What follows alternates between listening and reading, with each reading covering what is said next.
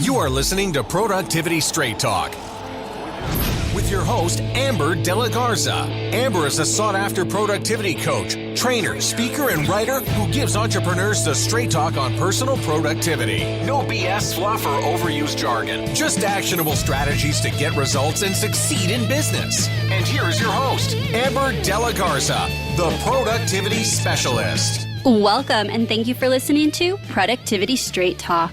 Today is episode 271. Stepping Up Your CEO Game, a client case study with Tim Clothier, part 1. If you're a business owner who wants to learn effective business strategies, improve your time management, and elevate productivity to maximize profits, reduce stress, and make time for what matters most, then you're in the right place, and I'm so glad you joined me. I am really looking forward to bringing this episode to you because you get to meet one of my private coaching clients, Tim Clothier. Tim and I have been working together for over 7 years. The interview you're about to hear was recorded 4 years ago, 3 years into our coaching relationship.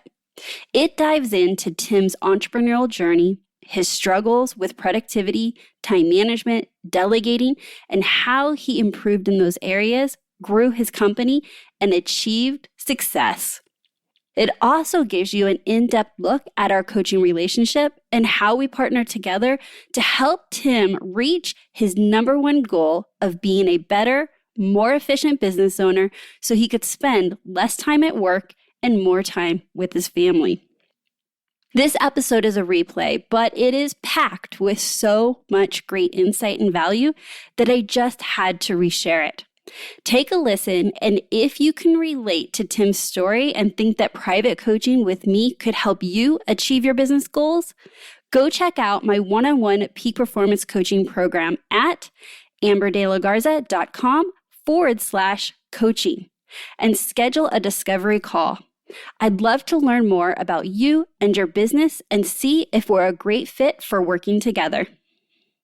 Tim has been the CEO of Illusion Projects for over 14 years. Tim and his team have collaborated extensively on projects with industry leaders such as Meow Wolf, Caesars Entertainment, Blue Man Group, Royal Caribbean, Circus Olay, and winning ADDY Award for Best Out-of-Home Installation Design in 2017 and 2018.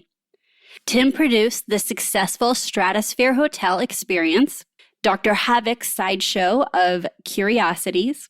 He has created interactive exhibitions for the international tour of the Avengers Station exhibit and Jurassic World, the exhibition. Partnering with Mattel, Tim has created and produced Barbie, a cultural icon exhibition for Vegas residency, followed by a national tour in 2023. Tim's creative style and expertise is constructing a whole visual narrative, is regularly sought after by brands including Audi and Intel, celebrities such as David Copperfield and Mike Tyson, Broadway shows and museums, exhibitions, and top theme parks. Tim is a designer, producer, consultant, writer, and speaker. He is a husband and proud father, and he's also pretty good at loading the dishwasher. And now, let's meet our guest and get to the straight talk. All right, Tim, thank you so much for being here on Productivity Straight Talk. I am so looking forward to bringing this episode to our listeners. How are you today? I'm very well. Thanks for having me on. Absolutely. Okay, so you guys heard in the intro that this is a long-standing client of mine. We've worked together since 2016 in a one-on-one coaching relationship. And I wanted to bring him on because, well, first of all, he's pretty darn funny. Second of all, the results he's gotten in his business and life just inspire me that this is why I do what I do. And I want you guys to hear it. So, Tim, share with our listeners about you and your company and just give some people some insights into who we're talking to today. Okay, thanks. So the company is Illusion Projects, and what we do is a whole range of different design and build projects that are all in the realm of something incredible, something amazing, something impossible. So I work in theater, we work in theme park, we work with museum companies, and we work, obviously we're right off the strip, right? So I work with a lot of the casinos here in town. But the main sort of element of our type of work has always been about coming up with something that's really going to amaze people or give someone a really feeling of something inspiring, and then go from complete zero, right? So just come up with an idea, design it, work out how to build it, and then get it to the client and have it be something that's completely unique. So we have a workshop here. So we've got about 8,000 square foot in the workshop. I've got 9 staff that work for me. And we run pretty much like a regular fabrication shop. But the main difference being is that every single thing we do is the first time. So for a lot of people, it's quite scary, right? It's quite a scary kind of work because you're often sort of leaping into the unknown. You're designing this thing, working on something that you've got no reference of. So that's a really core part of the type of work we do. And because we've become kind of really good at that process, I work with theater shows. I end up work with a lot of the work is with magicians. That was where the company started, was doing props for magicians. And now it's sort of spawned off into all these other areas that we've worked on developing the business out into. So it's experiential marketing and dealing with companies like Cirque du Soleil, Disney, Blue Man Group, right? Those guys, and coming up with things that really are sort of pushing the envelope a little bit. I get bored easily, so I like to do stuff that hasn't been done before. Which is it's like a blessing and a curse, right? For a business. It is. And those are things that we've been working on, right? Like, what is that workflow and that process when everything's new? And just hearing you say that in those words, and I see you sitting in your chair, because we always work virtual, even though we're in Las Vegas, just to get a little insight. We do get to see each other every once in a while, but it's generally all virtual. And I see you in the seat as I'm speaking to the CEO of this company. But this company was created because of your creativity and your skill set and what you had. And I think that that is important for our listeners to hear, because a lot of creatives say, but it's not natural for me to be the CEO. It's not natural to lead people, or I'm in this creative. And you literally jump. I see it all the time. I tell you, this is like your magic power, that you jump from creative to CEO in no time at all, like all day, every day. Yeah, I suppose that's the gig, isn't it? It is. And I tell you that, and you think, I swear you don't believe me, but I tell you, like, that's not, everybody has that up their sleeve, that skill set. So we'll probably dive into a little bit of that and figure out what makes you so special that you can go from straight design and creative and thinking of what's not possible or was not possible before you created it in your mind, and then jumping into how do I lead a team of 9 and how do I grow my business and go into new markets, like, seamlessly. Yeah. And well, I did what most people that do creative businesses do, which is I started as, wearing every hat, right? So when it started, it was me in the garage of the house. I had one kid that worked for me 2 days a week. And then it's, that quickly grew into a warehouse and office, which was really small. And we had a folding card table as the sort of, that was the desk with a laptop on it. So it started really small. And I was the guy that was doing everything. So I would talk to the client, and then I'd go out in the workshop and I'd cut the metal and I'd weld it all together and I'd finish the prop up, and then I'd call the client again and do the delivery and the whole thing. So I was doing all the jobs, right? So I was doing everything. But I was also completely in charge of everything at that point. Well, and how long ago was that? So that was, we started in 2008. So that was probably from 2008 to 11, 12, somewhere around there, that it really was like that. And I sort of realized as it was growing that I just needed more people to do stuff. So I had more people, but all they were people that were doing what I told them. I was like the world's worst micromanager, right? So it really was that. It was me saying, okay, well, I can't do it, so you do this bit and I'll do that bit, and then we're working together. But what it meant was, even though I was sort of scaling, it wasn't a scalable option. It was just me telling other people to do stuff all day, every day. So they couldn't be autonomous. They couldn't work by themselves. They couldn't show their own creativity. It was just, everything was just sort of flowing out of me. And I became this horrible choke point. And at some point you got tired of the Tim Show? So everything was your way. I think everyone did. Well, and then I was doing, we talked about all these things that was the problem. So because I'm doing all that stuff, I'm getting up super early in the morning, I'm coming in, I've got staff with me all day, then I'm staying super late, and then I'm going home and falling asleep and repeat. So there comes a point where you wake up one morning and you go, am I in business? Or am I just working really hard for a job that is not paying that well really for what I'm doing, Right. I mean, if you average that out, I think about that. Oh my gosh. Yeah, I should have gone on Flip Burgers or something. I would have. Right. And yet we are crazy enough. We, meaning entrepreneurs, are crazy enough to work for that low because it's the hope and the dream of creating something bigger, which you have done. Now, along that line, I don't know where in that timeline you can share with us, you got married, you had a kid, and at some point that changes priorities, right? It does. It absolutely changes priorities. And so I was married when I started the business, but only, we hadn't been married very long. And then as we got into business, the whole family thing sort of comes up. And in that respect, I'm quite a planner. So I was sort of very aware of the fact that really this business didn't suit me having a child. That doesn't sound right, but you know what I mean? I absolutely know what you mean, and so does everybody listening. Yeah, if I was working those kind of hours, I would be a terrible father, right? And I knew that, if I'm perfectly honest. And my dad had 3 businesses while I was growing up. I watched him start businesses and sell them.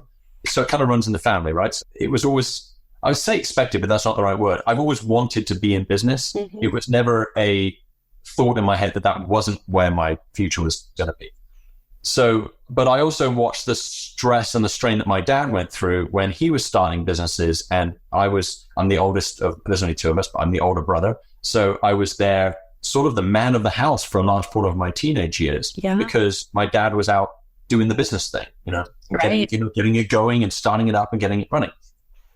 So because of that, I was sort of almost hyper aware, hypersensitive that when I had a child, I didn't want to be the guy that was never there. So I always talked about it with my wife that this was about laying foundation. I wanted to get the business to a point where its foundation was strong enough that I could be a good dad. I didn't want to be the guy that's just trying to make it work and, never quite there, family dinners and stuff, right? Yeah.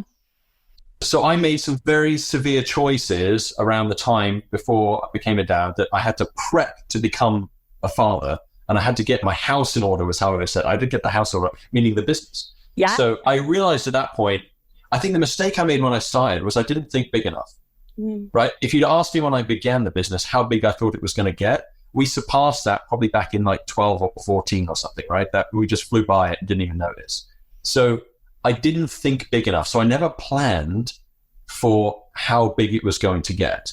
And as it got bigger and my desires got bigger, I've had to change my thinking in the way that I operate, in the way that I run this business, and the way that I guess that we structure the creative part of how it runs. Because if it's just the way it was, it would be like an artist. An artist has to paint the painting. They have to sell the painting. They can't scale beyond that. It's just how many paintings can they paint in an hour, right? That's it. There's a limit to that. Whereas we needed to surpass that limit, which meant that I had to then change my thinking and allow other people that were coming on board to flourish and change the way that I ran my day. So that's when I realized I had to actually run a company. That's right. Just being a guy. Yeah. And that's interesting. That I love that you shared that story, because I think back of when I started my business. Oh my gosh, if I knew what I was getting myself into, I don't think I would have done it. I'm like, ignorance is bliss, right? That saying. Okay, that's probably good. I had a lot of ambition and a lot of hope, but I never saw what it is today either.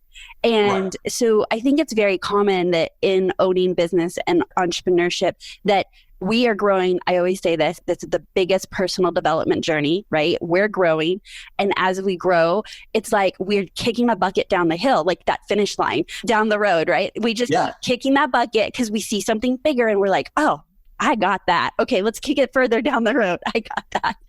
And some people around us, spouses, my husband's like, do you ever get to the finish line? And I was like, well, no, but that's the carrot that keeps me going. And then I just keep moving the finish line.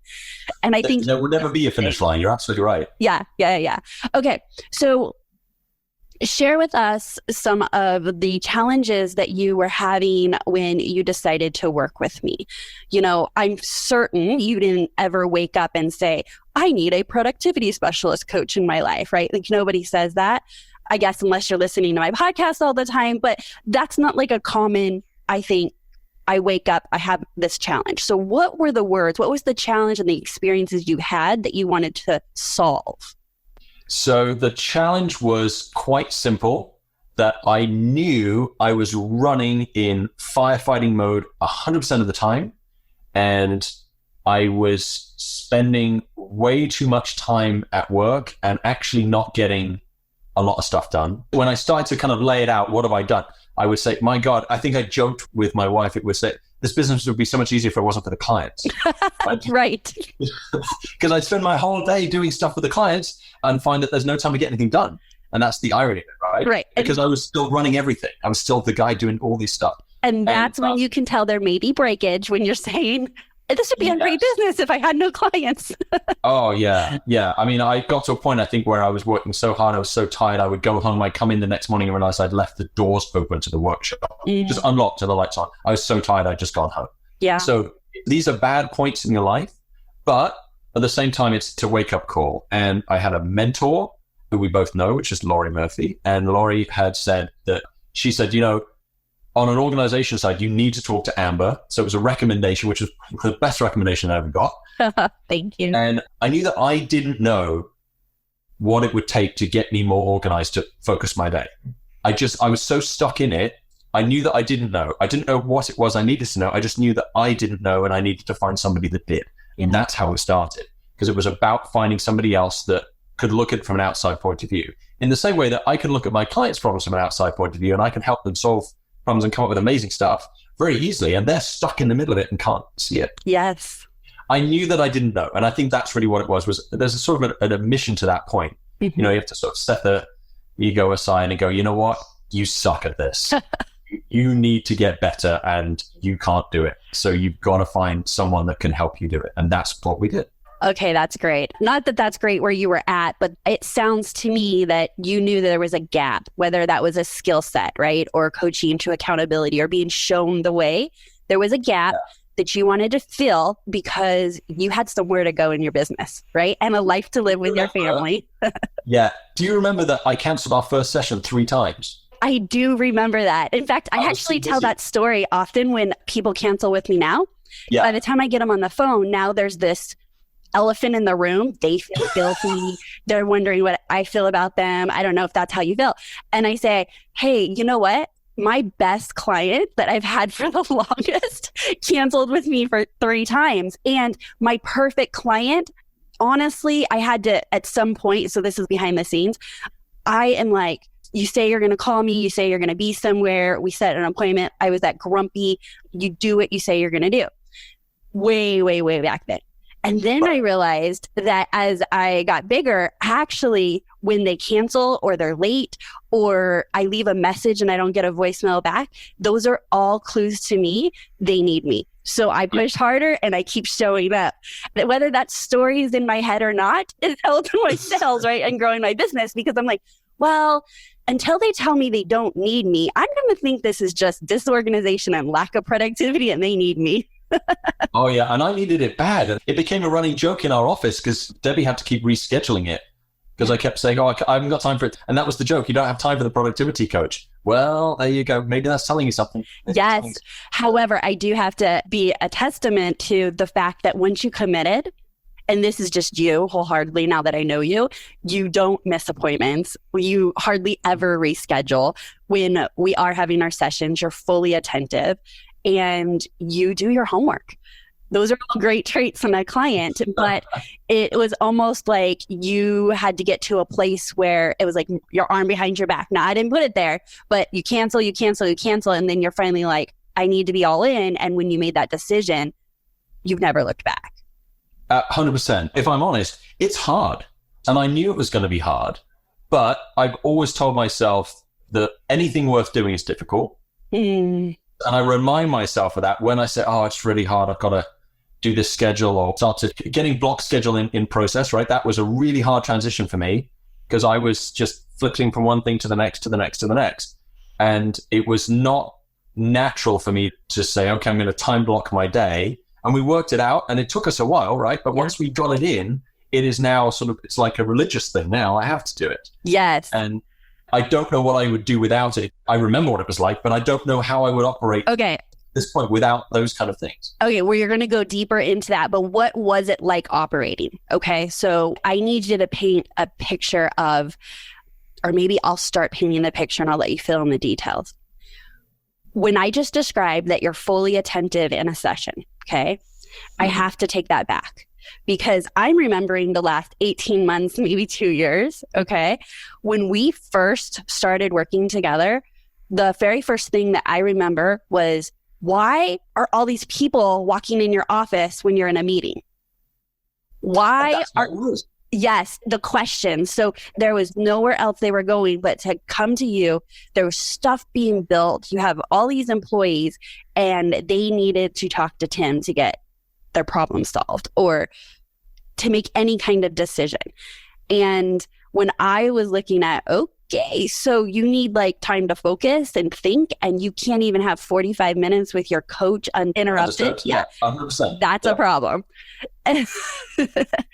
Yes, it was. So I would say that was one of them, that there was no space for you to breathe and think and be uninterrupted. Something else that comes up for me that's super memorable was on a personal level. So while we were looking at how to create efficiencies and productivity in the office, there was a bigger reason why. And that reason was you had a goal to be home certain nights of the week. I am going to be home at a certain time, certain nights of the week, because that's what matters most to me. And it's going back to that life by design, being a dad by design, husband by design. And I remember that being super important to you. And I heard that and I was like a dog with a bone. And everything we did, I remember going, and when will you be home? And how does that make sure you get home on time? And literally just driving that home early on in our coaching relationship. Yes. Well, and this morning I was able to take my son to school and do the school run. I'll pick him up after school, hang out for a little bit. All this within my workday. I'm able to fit my workday around being, ad times, which is great. And yeah, it was a mess. You're right. When we first started, people were coming in and out. And that was because I was still that channel. I was still that funnel of the whole thing. And I think that you and I have worked together from the development of Trevor into being our manager and sort of putting that in place so that I can now step back and realize what my job was. I didn't know what my job was. I thought my job was everything. It turns out actually I'm not good at everything. Other people are way better than I am at some stuff. So now, watching someone like Trevor grow into that role has been, I feel like, a proud father. Watching him come in to work for us part-time doing CAD design. And now he's managing, as our production manager, he manages the shop. And to watch him grow as a person from that point where he was still working just sort of part-time jobs and they came in for me part-time to now being a real force of sort of directing all these people and running it.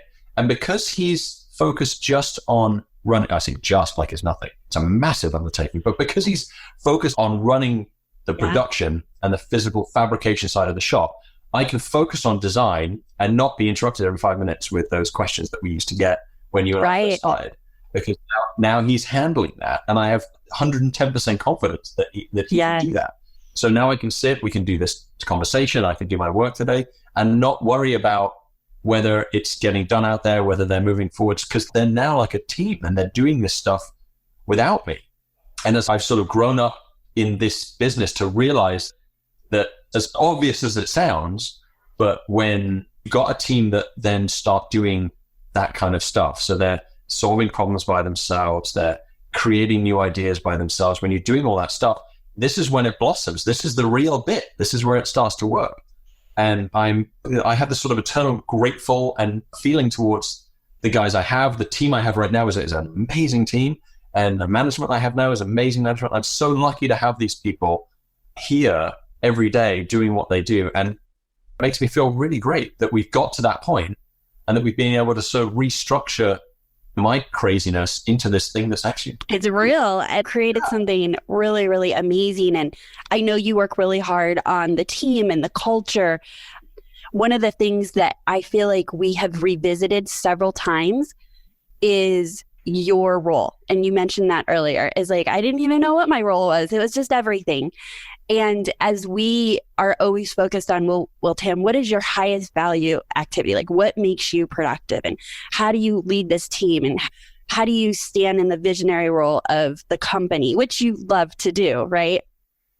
But also dealing with the day-to-day. You've got an inbox that you're getting emails. You've got sales calls. You've got design. Now, as amazing as it sounds to have an amazing team, that's 9 amazing families to feed, or that's 9 people that are right. It's a big monster. Yeah, it's a big monster. And I'm in the same way that I was very aware of how fatherhood would change. As I gained more employees, I was incredibly aware that I wasn't just, I'm just paying people to come in and do some work for me, that I'm now bringing people into this business and that they're looking to make sure that their needs are met. There's a big responsibility there for having a staff, even though I have relatively small staff, compared to a lot of companies. But even so, I'm sort of deeply aware on a daily basis that this place is supplying their livelihood for their families. It's also, I'm deeply passionate about people coming here and developing as people. I don't want people to just come in, clock in, do the job and leave and go home. That's plenty of places they can do that. And I tell them in an interview, if that's what you want to do, absolutely great. There's other places to go do that. I want people to come in here and to learn things they've never done, do things they've never done before, step outside their comfort zone. I know it's a little scary, but that's what it's all about. If you don't do those things, then I don't know. I feel like I'm not really living if I don't do that stuff. I joke I get bored easily. So I'm all about kind of what's the new challenge? What's the next thing? And it's really just about finding a way to push ourselves forwards. That's exciting. I'm excited. Purposely surrounding yourself with people that align with that get excited about the growth and I think that's really big. Okay. So today, obviously, we're still working together, and it's kind of because that bucket keeps getting pushed down the road, and it's because it gets bigger and more and clearer. And I remember you coming back one time and just having this, all right, Amber, I have this 10-year plan. And I thought, we don't have to get into the details of it here on the episode, but I remember thinking the fact that you had the space, the mental capacity to dream 10 years down the road was a huge win because we had gotten you out of the day-to-day. You're in the day-to-day. I don't want to say that. Like, you're in your business every day, but it gave you that opportunity to be like, oh my gosh. Well, you're right. And I think the thing is that I got so caught up in the day-to-day that I couldn't plan, and I didn't have time. At the end of the day, I got into the job to do creative work, right? I love coming up with new stuff. That was why I started the business. And then there I was, God knows how many years in, saying the last thing I do, the thing that gets pushed under the rug and left to the bottom of the pile, is the creative work. I do all this other stuff just to kind of get things going. And what we did was found a way to bring that back up to the top again. So between time blocking has got giant blocks that say creative and design work in it. And those are great times. But also when I'm in the sort of craziness of just running the company, if you feel like, or if I feel like there's too much on my shoulders, what am I going to do? Oh my goodness. When I get those, and everyone gets those moments, right? Then the first thing I do is look at, what am I supposed to be doing right now? Okay. So share with us in your words. I share with you, I teach and coach you time blocking. Now, this is going from wild, wild west, right? No time block. We are firefighting all day. We are in reactive mode. And I'm saying we because at some point, I think that people understand that they are in firefighter mode. And if they're not really proactive with their schedule, that's where they stay. So that's where we started with you. And how many variations and versions of your block schedule do you think we've gone through over the years? Oh, good gracious. I have no idea. There must be tons. Right.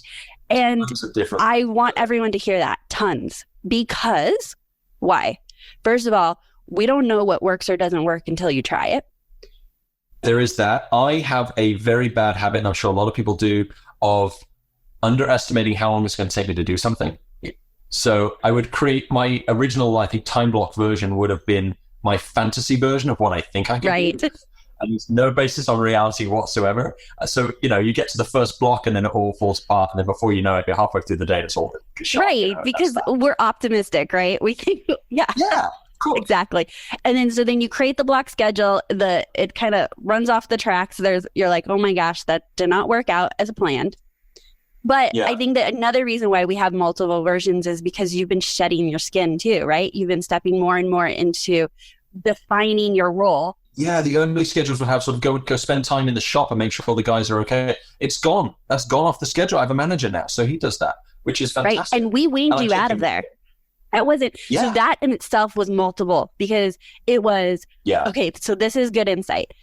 When we first started working together, it was a free-for-all. Tim is available. Even if he's in a meeting, go ask him questions. And then it was, all right, Tim, can we baby step into this? And like when you have your closed door, can they write their questions on a whiteboard? Wasn't that it? Okay. Yep. And then when you come out of your meeting, yep, they will put it on the whiteboard. yeah, exactly. Yep. You'd come out of your meeting and you whiteboarded it. And then it was, and I'm just trying to remember the details. Then it was, okay, can you go out? I think it was the top of the hour and just check in. And can they just hold their questions till the top of the hour? To each hour. And then it was 3 times a day, something like that, 3 or 4 times a day. And we blocked that time out of 20, 30 minutes. That's where you need to be. Go answer all their questions.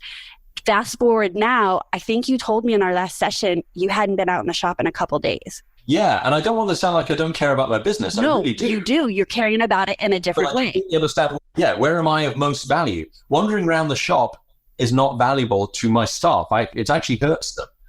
But it's tough for me because I want to go out and do it. It's like a bad habit. But it's not on the schedule, so I don't go. Right. So because of that, now also it means that Trevor can do his job and manage effectively. Because if I go out there and they start asking me questions when they really should be funneling it through their manager, which is Trevor, then now we've got a sort of double hierarchy going on and nobody knows who they should be asking. So then they don't feel safe because they don't feel certain in who's the right person to go to for the information, all that kind of stuff. So as tricky as it was to make that transition, I had to force myself. It was against what I wanted to do, but in the end, it served a much bigger desire of mine, which is to run this company the way I'm running it now.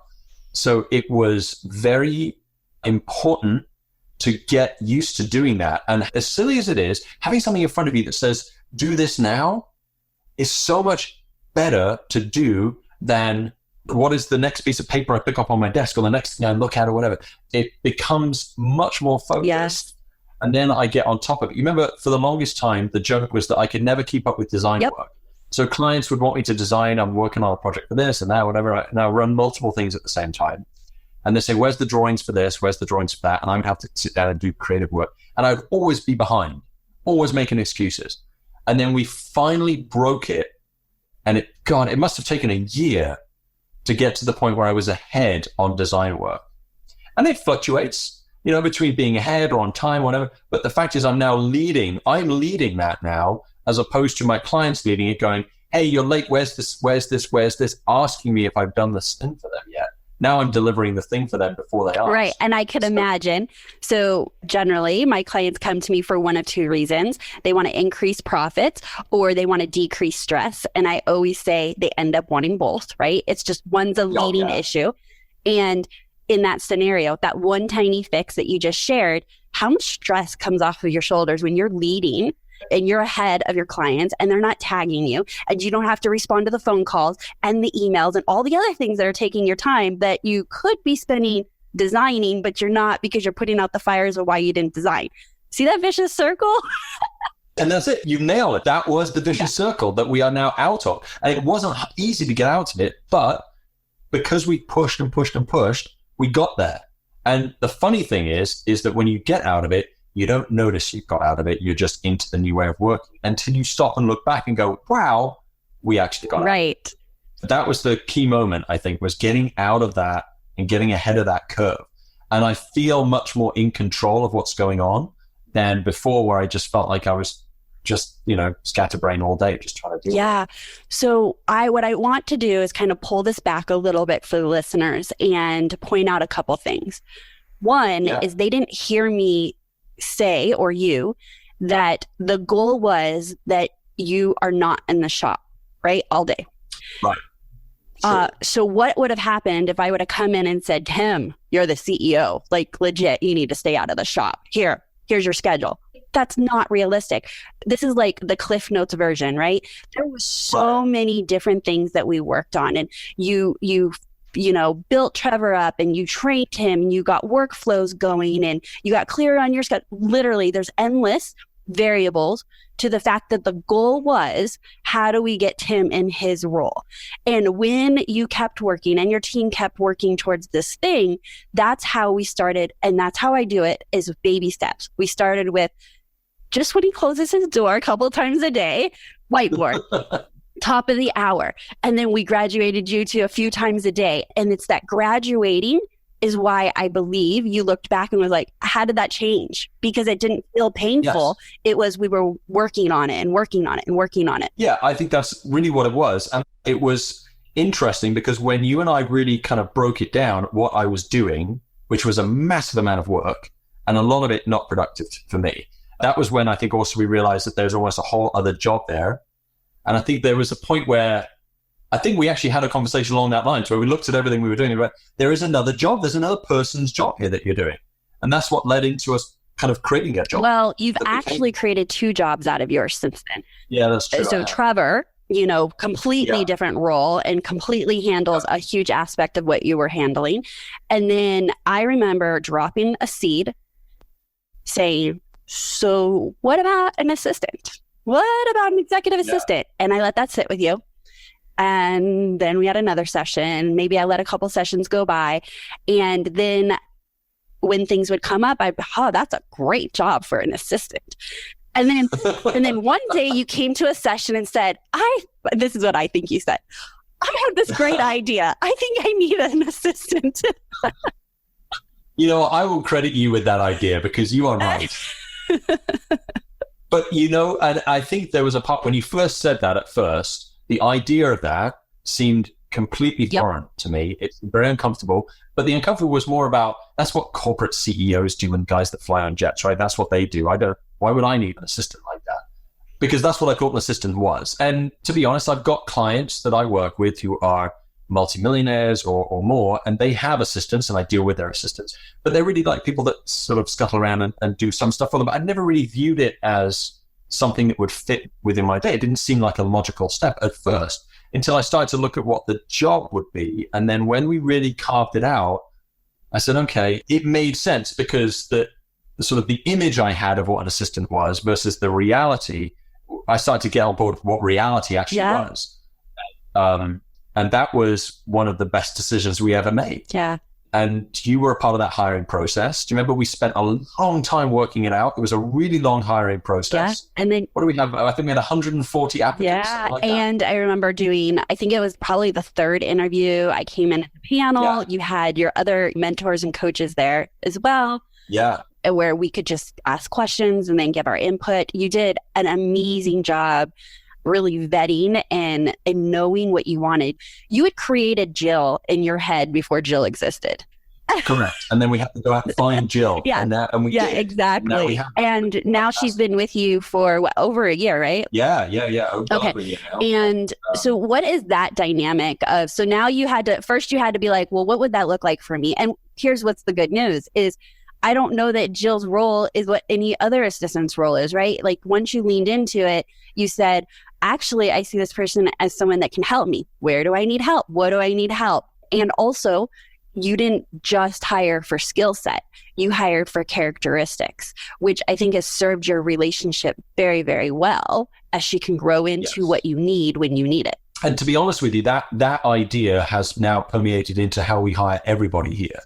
So we fundamentally hire for, obviously, we're looking for basic skills, whether it be somebody in the workshop or somebody in the office or whatever it is. We look for basic skills. I don't want someone that's got 0 skills. I'm looking for some sort of skill. But I'm really hiring for a mindset and attitude because, as I mentioned earlier, I get people in here and I love to have them learn new stuff. I love to see people grow. That's almost become a mission of the company, which is ironic because creative design and build company, yet really I'm out here trying to get my staff to experience new things. And the mindset of people that want to experience that and do that is the same mindset that can learn new skills and jump in on new stuff, which is exactly what we are doing on a daily basis. So I found that actually pushing for the mindset and looking for that in my hire is almost more important than the skill set at the end of the day. Yeah. So Jill, it was about finding someone that had the mindset that would want to come in and learn new stuff and grow themselves. And that's exactly what she's done. And she's come in, she's essentially a member of our management team now. She has her own separate project she works on. She deals a lot with our sales, creating new leads. She's got all that. She goes out and hires people to work for her now. It's hilarious. It's become this. This is great. You kind of whizzed over that, but I'm glad you shared that. Is you actually created a role which traditionally an assistant is an expense.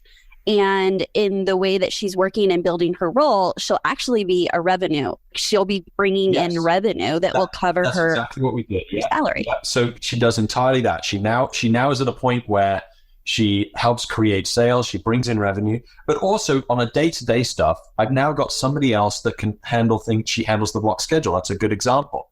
My wife cannot book to come and see me at work without calling Jill and booking on the block schedule. Yeah. Which is how it should be. Because if everything funnels through that one person, she is a master at blocking that and lining all that stuff up so that I can now concentrate on my job and let her do her bit. So it's really wonderful to have somebody that can sort of not just back you up, but like help steer. Yeah. Right? You know, the CEO's there steering the ship. And now I've got a second person that can grab the wheel when if you want clarity. Okay.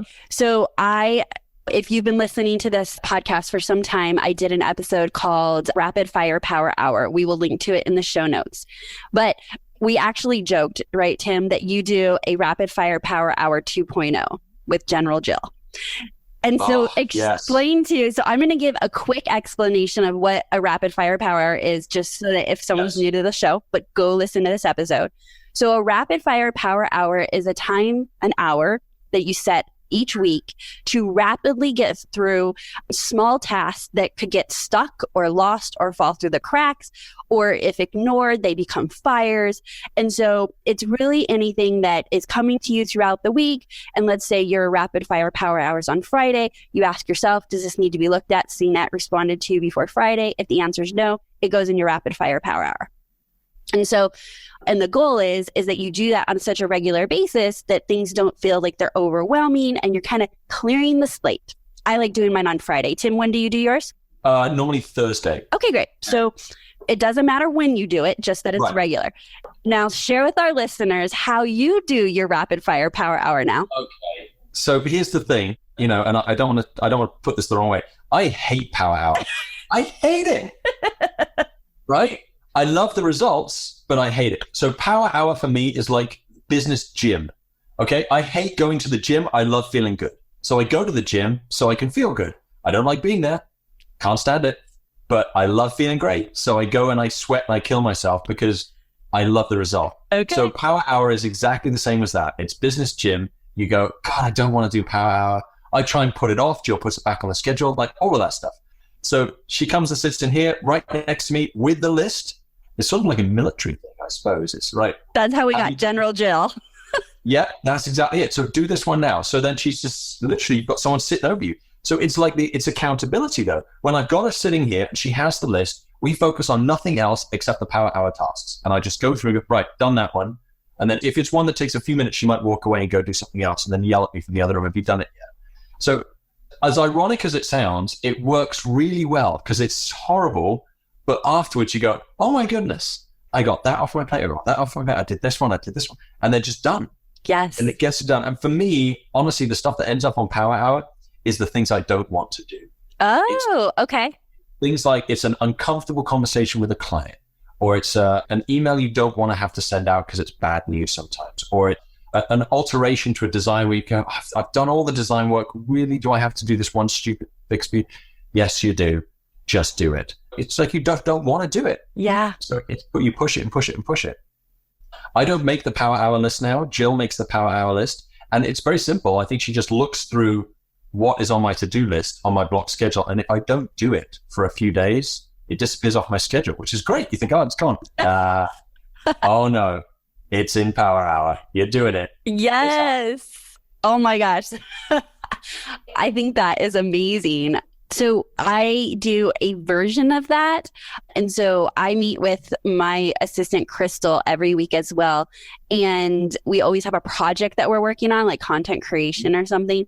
But prior to that, I throw things over there that I need to make decision points on because I'm a talker and I got to talk things out. And she's been with me for a long time. She knows me best. And so I do a little version of that, mostly to do with like decision points. Should we stop this, do that? Should we try this? Should we do that? Because I got to get it out of my head. And I can make the decision so much faster than if I'm trying to do that same decision or that same thing by myself. Yes. Yeah. Okay, that's great. So before we wrap up, there was one other thing that I think that you have had that has had a huge impact on your visioning and your growth, and that is what we call the CEO Day. I love CEO Day. Oh, okay. So to the power hour. I love it. that's so funny. So I can see Tim on video right now. You guys are just listening to the audio. He lights up when I drop CEO Day, and he was disgruntled when we talked rapid fire power hour. Truth comes out. Okay, so explain to us how you use your CEO Day. What do you do? And what are the results that have come out of consistently doing a CEO Day? So CEO Day came about because I think you and I identified that I want to work that whole on the business, in the business thing, right? Yep. I want to work on the business, big picture, planning, big ideas. I want to spend time doing this, but in the whirlwind of the day and the normal stuff that's going on, even with my job as good as it's got, it's still very hard to clear your mind and think about those things. We decided that it would be really good to try doing, like setting some time aside for it. So I think at first I tried doing it just at work, and then we just blocked something in, and it didn't work. I think I just kept throwing it off the schedule, and it just wasn't working. So CEO Day now, we worked out that offsite is better. Yes. Because I'm away from all the distractions of the regular business running.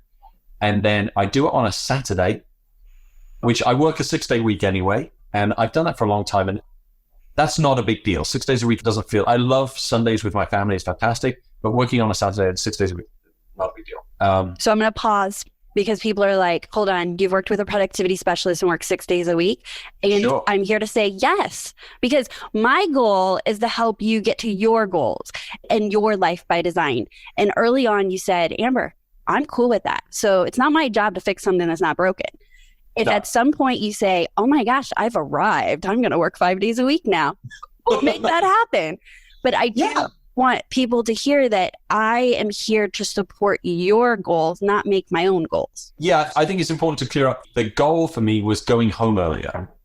I would stay at work until 9 o'clock at night doing crazy stuff, but I'd start at, 8 o'clock, 7:30 in the morning. Yeah. So I was away every day for a long time. And I don't want to be the dad that comes home after the kid's gone to sleep. Right. So I go home a lot earlier now. So that was what we were looking for. And that was the achievement, was that on a daily basis, I can leave work and go home early. Yes. And I can spend the evening with my son. Yes. And my wife, of course, she's there too. And I can do those things because that's the change that we make. I'm comfortable with the Saturday work. I'm working 6 days. But on Saturday is CEO Day. Right. And Saturday was a 6-day because there was so much to do. And now you've been able to keep your Saturday, but create it for something much bigger. Absolutely. Okay, so honestly, my staff work a 5-day week, so they're off on the weekends. So Saturday's a lovely quiet day. It's blissfully quiet around the workshop. And I'll come in, I'll prep for my CEO Day, and then I get in the car and I go to a coffee shop, normally the same one, and normally order the same coffee. And I've got my notebook, and sometimes I put headphones in, sometimes not. But it is a chance to just brain dump out all the ideas that are building up and start to put it into notes and ideas and focus on different things in the strategy of where the business is going, what we're developing next, what the next big project is, where we're going to be in 10 years, all those things. Those are things that I'll spend quiet time by myself at a coffee shop on CEO Day planning out, because I'm away from the distraction of business and I'm able to really think clearly about what we're doing. Yes. And honestly, it's a lot of fun. I think the first time I did it, I was there for hours and went, oh my goodness, look at what I've started. Everything just started coming out, and just writing pages and pages and pages of ideas and notes and thoughts, because I just had no idea that I was bottling so many feelings and ideas up about where I wanted to go with the company and what I wanted to be doing. Right. So it's allowed me to really clearly sort of plan trajectory. And now I also use it for project work. So I say, okay, I'm working on a specific next phase chapter of the company or a new development I want to do. So I'll wait until CEO Day and we'll now schedule it. So now CEO Day goes on the block schedule. It says what the subject is, what I'm going to be working on. And I go and I'll sit there and I'll work through the ideas for those things. And it's super, super productive. I've come up with so much good stuff that we've implemented and things we've done and places we're going. Yeah. So and the clarity that you get from those sessions, right, comes through in the decisions you make on a daily basis in your company Monday through Friday, because you're so much clearer about where we're going. So when there's decision points, which we all have them all the time, What clients am I taking on? What's the new price point? What product? What am I saying yes or no to? I mean, honestly, it's decisions all day, every day. I can't help to think that the clarity from these CEO days is just making you make better decisions to get you to where you want to be, because you can clearly see that. Yeah, I think that what it allowed me to do was to get to really help flesh out visions, right? Big vision stuff. We talked about a little bit about 10-year, 3-year. We have this year's vision. We have sort of marker points, rocks for the every quarter for this year. So we kind of have an idea of where we want to go and things I want to do. And I think what it is that CEO days allow me to focus on each of those things and really flesh out, what's the steps to get there? So I know what the thing is I want to do, but now I can step back and go, right, how am I going to get to that thing? And how am I going to do that? Right now we're working on a new product development. We're getting into a whole new arena that we've not tried before. I'm really excited about it. And I think what's fun about that is that I said, okay, I'm going to step outside of my comfort zone. I'm going to try something new. I know where I want to go. I'm dealing with industries I've never dealt with before. I had no idea how I was going to get there. So I use CEO Day to sort of brainstorm, what could we do? And then I take the brainstorm, we come back to work, and then I've got Jill working on stuff, Trevor working on stuff, I'm working on stuff. How can we now guide ourselves in the direction of what we want to do, what this big vision is, and how can we all get on board with heading that way?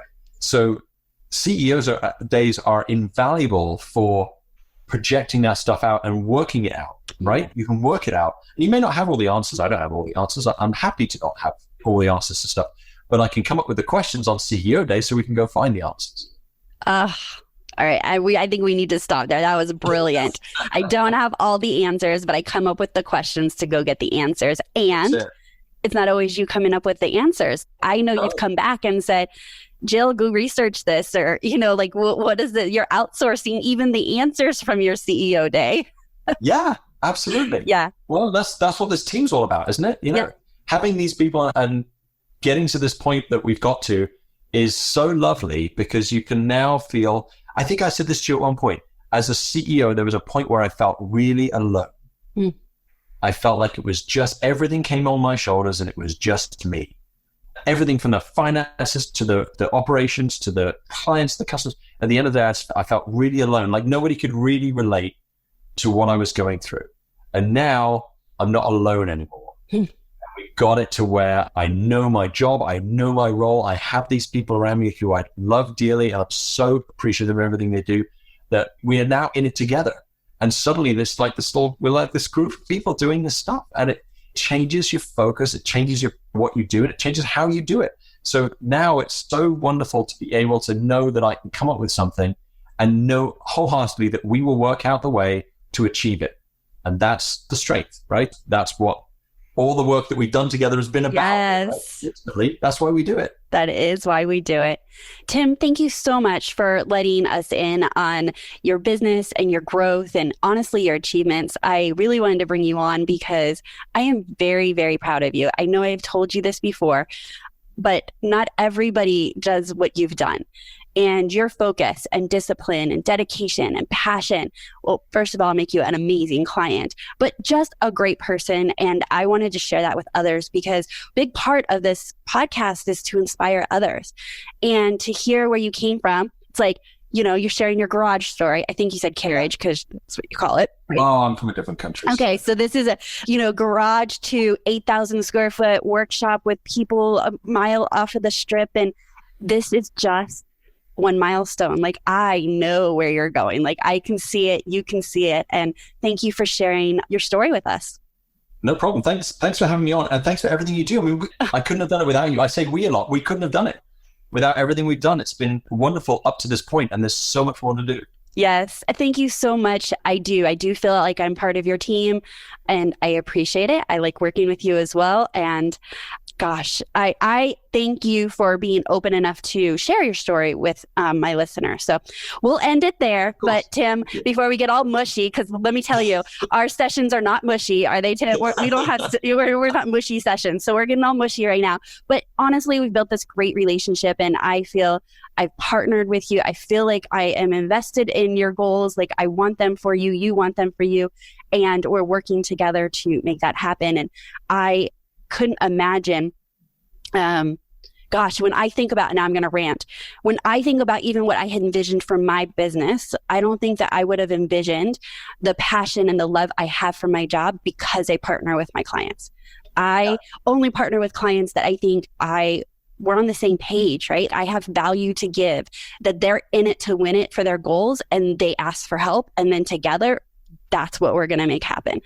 And so I guess that's just what I want to share, is that I just take this process so seriously, because we're all here doing something, right? Like, we're providing for our families and we're creating something for the world. And, being a part of that, I totally appreciate you bringing me on your journey. Thanks. It's been good up to this point. We've got a lot more to do, like I said. So it's so strange to look back and think about where we were and how far we've come. You don't think about the journey while you're doing it. It's only when you look back on it, you realize, good gracious, look at that. Look at that. All right, Tim, thank you so much. Thank you.